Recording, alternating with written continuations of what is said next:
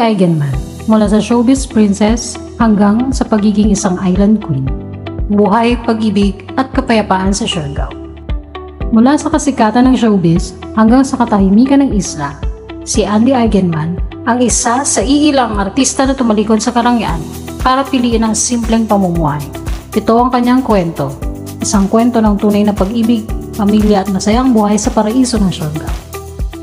Pinanganak si Andrea Nicole Gak Eigenman noong June 25, 1990 sa isang pamilya ng mga batikang artista. Ang kanyang ina ay ang award-winning actress na Jacqueline Lucet, habang ang kanyang ama ay ang yumaong Mark Hill, sa ring respetadong actor. Hindi nakakapagtaka na napunta rin si Andy sa mundo ng showbiz. Unang nasilayan ng publiko si Andy sa reality show na Pinoy Big Brother, Teen Edition Plus noong 2008. Ngunit ang tunay ng pagsikat niya ay dumating noong 2010 nang gampanan niya ang kambal na karakter sa teleseryeng Agua Bendita, isang papel na nagpatunay sa kanyang husay bilang actress. Sunod-sunod ang proyekto niya, mula sa mga pelikulang Mamarazzi, Private Benjamin, hanggang sa mas seryosong roles sa A Secret Affair. Sa murang edad, napatunayan niyang hindi lang siya anak ng artista, isa siyang talento sa sariling karapatan. Sabay ng kanyang pag-angat sa showbiz, nag-usap-usapan din ang kanyang buhay pag-ibig. Taong 2011, pinanganak niya ang kanyang panganay na si Ellie.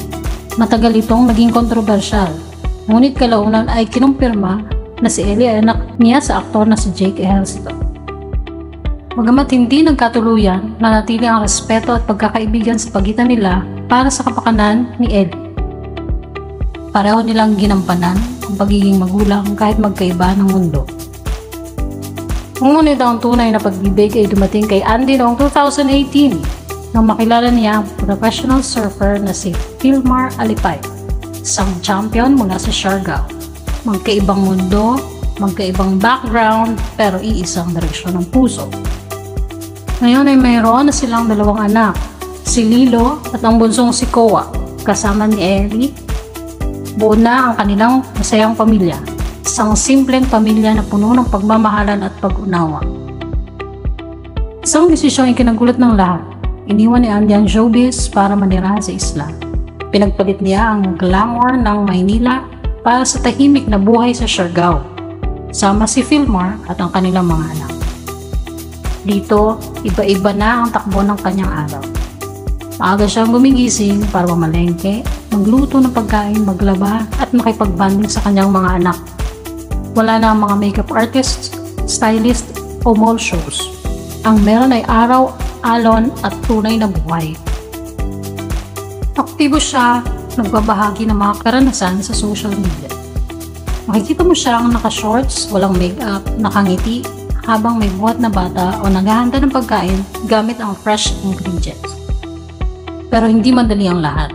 May mga bagyo, brownout at minsan ay kakulangan sa tubig. Pero para kay Andy, lahat ng ito ay bahagi ng tunay at payapang pamumuhay. Ito ang matagal ko ng pangarap, sabi niya sa isang interview. Niugnay din niya ang kanyang mga anak sa kalikasan.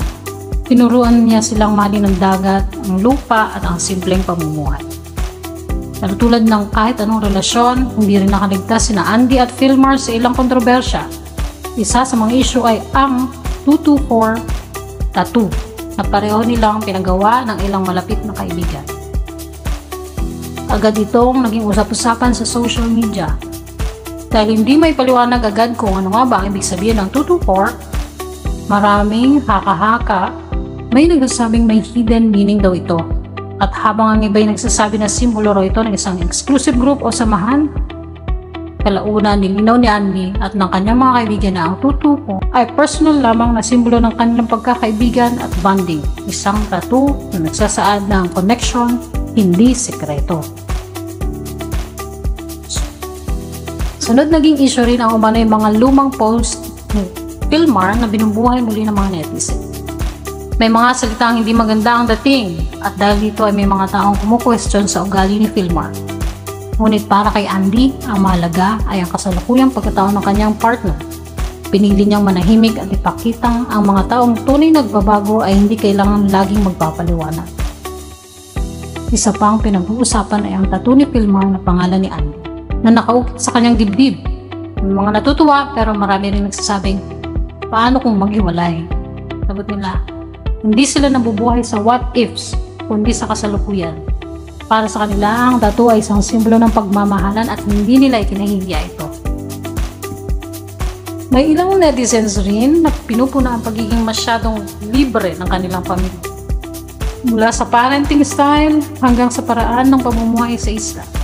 Pero para kina Andy at Filmar, wala nang mas mahalaga pa sa isang pamilyang masaya, buo at may pagkakaisa.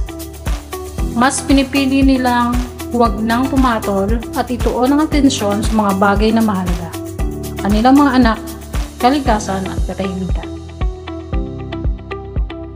Hindi natapos sa tahimik na buhay ang kwento ni Andy. Ginamit din niya ang kanyang impluwensya para magsimula ng negosyo. Kasama si Filmar, itinayo nila ang Happy Islanders, isang lifestyle brand na nagbebenta ng mga eco-friendly na produkto tulad ng reusable bags, comfortable na mga damit, at mga accessories na bagay sa island life. Layunin ng Happy Islanders na hikayatin ang sustainable living. Marami sa kanilang produkto ay gawa ng lokal na komunidad ng Siargao. May bahagi rin ng kita na napupunta sa mga proyekto para sa locals o dito. Aktibo rin si Andy sa pagtuturo ng responsableng turismo. Pinapaalalahanan niya ang mga bumibisita sa isla na igalang ang kalikasan, iwasan ang paggamit ng plastic at suportahan ang mga lokal na negosyo. Ang kanyang negosyo ay hindi lamang para kumita. Ito ay isang advokasya ng maayos, makatao at makakalikasang pamumuhay. Isang tahimik na bahagi ng Siargao, itinayo ni Andy at Filmar ang kanilang simpleng bahay, gawa sa bamboo, kahoy, nipa at iba pang likas na materyales. Ang kanilang daanan ay bagay na bagay sa natural na ganda ng isla. Hindi ito mansyon, walang marble floors o mamahaling chandelier, pero ramdam mo ang init at pagmamahal. May maliit na hardin, open spaces para sa mga bata, at tanawang dagat mula sa kanilang bintana. Ang kusina ay simpleng-simple, pero doon nagmumula ang mga pagkaing may pagmamahal. Sa labas, makikita mo ang surfboards ni Filmar, mga laruan ng mga bata. Ang kanilang bahay ay sumasalamin sa kanilang buhay. Simple pero masaya. Payak pero puno ng pagmamahalan. Ang kwento ni Andy Eigenman ay kwento ng tapang. Tapang na iwan ang lahat para piliin ang sarili, ang pamilya at ang tunay na kapayapaan. Mula sa pagiging sikat na aktres hanggang sa pagiging island mama, pinakita ni Andy na ang totoong tagumpay ay hindi nasusukat sa awards o yaman, kundi sa saya ng puso at kapayapaan ng isipan. Kung na-inspire ka sa kwento ni Andy, huwag kalimutang i-like, share at subscribe. Marami pa tayong kwento ng tunay na buhay na ibabahagi. Hanggang sa susunod!